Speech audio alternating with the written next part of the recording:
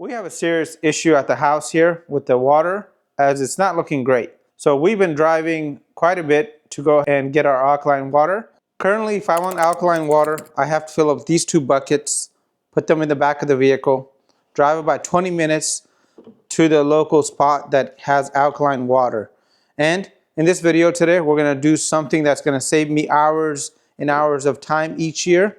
So we were looking for something that was going to go and give us good quality water. And in this video today, we're going to be installing the Frizzlife M800 water filtration system that delivers alkaline water. And let's jump into it. Hey guys, welcome back to Random Fix. So I really want to go and get this installed. Tomorrow is my birthday, and I don't think this install is going to take long. I got my two helpers. I got Cyrus and I got Z with me, and they're getting ready to have alkaline water produced at their own house. Are you guys excited about this? Yes. So if you guys like this kind of content, make sure you guys give the video a thumbs up and subscribe, as it's absolutely free to you guys, and it means a lot to me. It's future me. I'm about 3 weeks older, and I forgot to mention the reasons why I actually chose this M800 water filtration system. So here's going to be the key reasons why I installed this particular M800. The first reason is the fact that I don't have to plug it into electricity. And this has a built-in battery, which I'll give you guys an update on at the end. The second reason is the fact that I get bottle grade water without having to run down to the store. And it comes with all those nice minerals like zinc, magnesium, and calcium. The third reason is the fact that it's tankless. So I don't have to worry about having a big bulky tank underneath my sink. And it is definitely a much sleeker design. And there's some other great benefits to this particular system as well, including that large display. On this particular system, I don't have to go and basically create more trash, because when I have to replace the filter, I only replace the internal components, not the whole filter and the housing. So let's take a look at what's included. We have a cartridge system, and this is actually pretty tall, guys. And I have one in my camper van too, and it's from Frizlife. But this particular filtration system is definitely looking sturdy. 3 filtration cartridges. It's got a digital display. It is going to be powered by USB-C. So once in a while, I might have to go ahead and charge it up. It has an input. And up top, we have a filtered and a waste output. We get an owner's manual. We also have some connectors here, plumber's tape, some adapters. This piece right here, which is really important, this is going to be the 3-way, and it's going to basically allow us to tap into the existing port and then go deliver the water to this unit via this hose right here. And once the water comes into here, it's going to come out this filtered port right here to this line, which is going to go into this. And the reason I like these particular systems is because they're actually clean. And what that means is they'll go through and rinse the system here. That will go to this waste. This is going to connect to the drain. It comes with a template, so if I do want to mount it up, and a few other references. And if I ever need to replace a filter down the line, this is definitely going to go ahead and help. The hardest part of this job is going to be getting a hole in my granite. So I went through and ordered this 1/2-inch bit, and I have 2 of them ready to go. And I marked the spot where I want this particular hole to be. Again, it's a 1/2-inch hole. And on the other side, as a bonus, I am going to be installing a soap dispenser, which my wife has been asking for many years, and it's finally happening today. And that hole is definitely going to be bigger than a 1/2-inch. So the very first thing to do is clean out the area where you're going to install the filter. So I'm going to install it underneath the sink here. And I think I'm going to put it on this side. This looks simple enough. Now let's take a look at where some of these connections are going to take place. So this is going to be the water line that I'm going to have to tap into. That is going to be the cold line. And this is going to supply the water to the filter. And on the other side is going to be the hot connection. I am not going to use this. Again, the whole goal is to tap into the cold connection here and to discharge the water I'm going to go ahead and connect right here. You want to connect on a surface that is going to be vertical.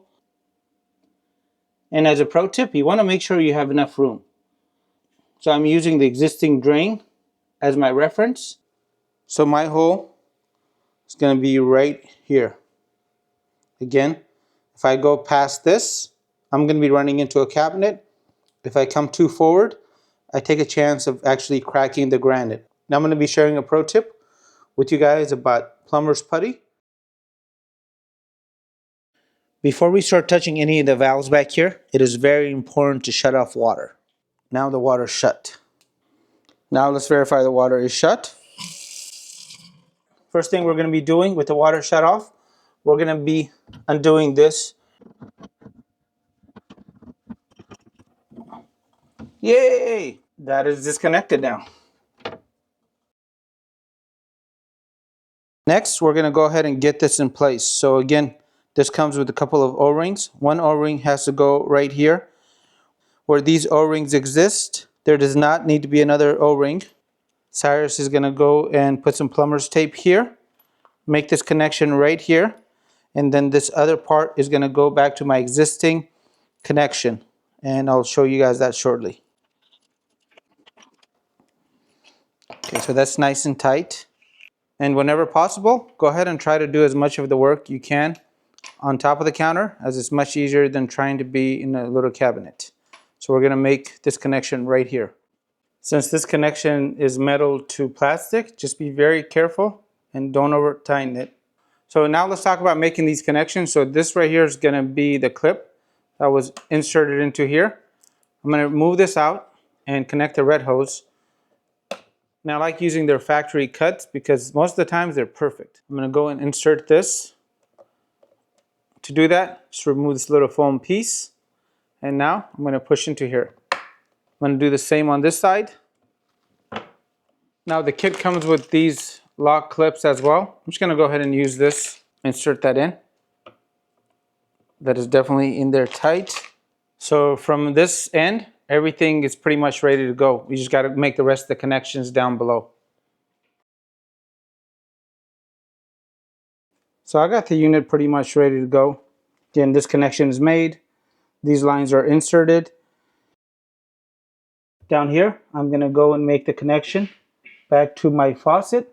Again, if it's got an O-ring like that, I do not need to use another O-ring.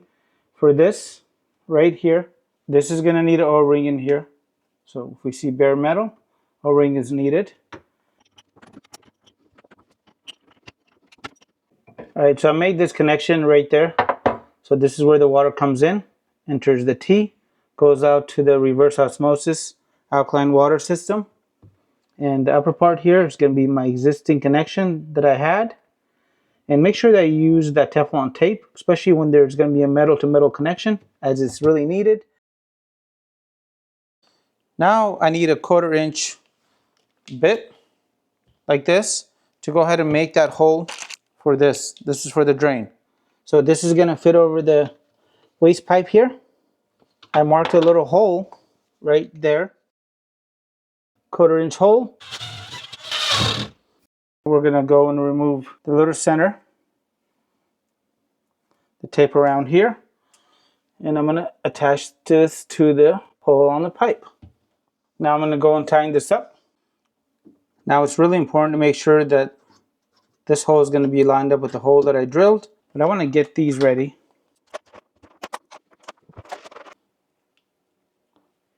So you want to make a straight, clean line. So I have a reference line on how much you want to go in. So I want to make sure that I go in at least this much. So there's my reference line. Now I want to make sure this is lined up. That is in there.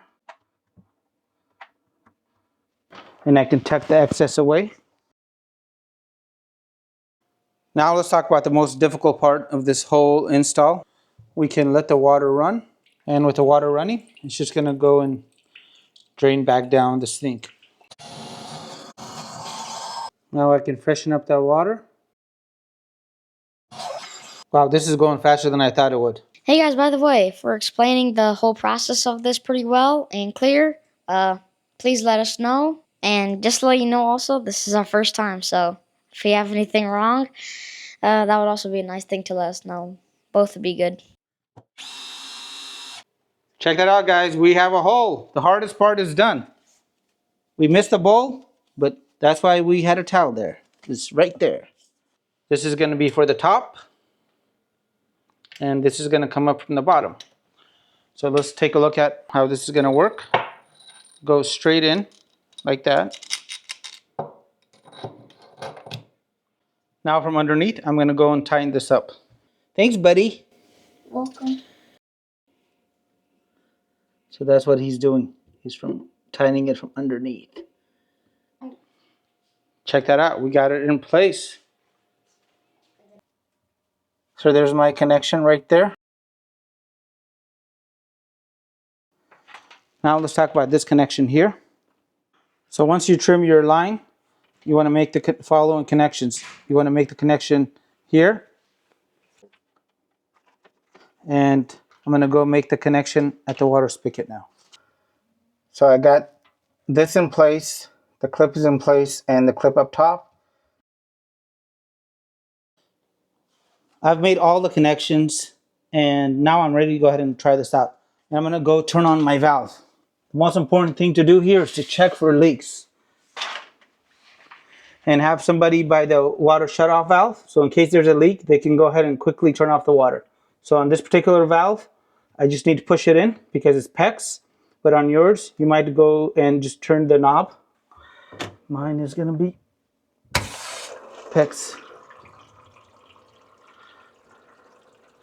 And I have a small little leak.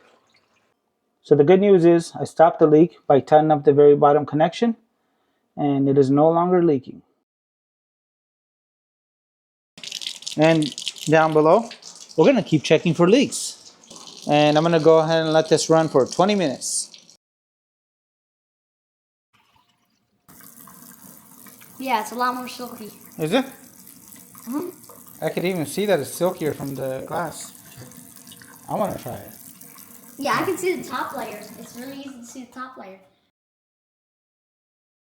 Now that we have clean water, Cyrus is going to show us the last steps. You want to get yourself a USB-C and get it down to right here. There's this little outlet. Plug it in. You have to peel back this rubber cover. So to turn the display on, I'm going to hold the flush and the reset for 4 seconds. Then this will go ahead and turn on. It has a battery indicator up here. And let's see how I can do actual flush.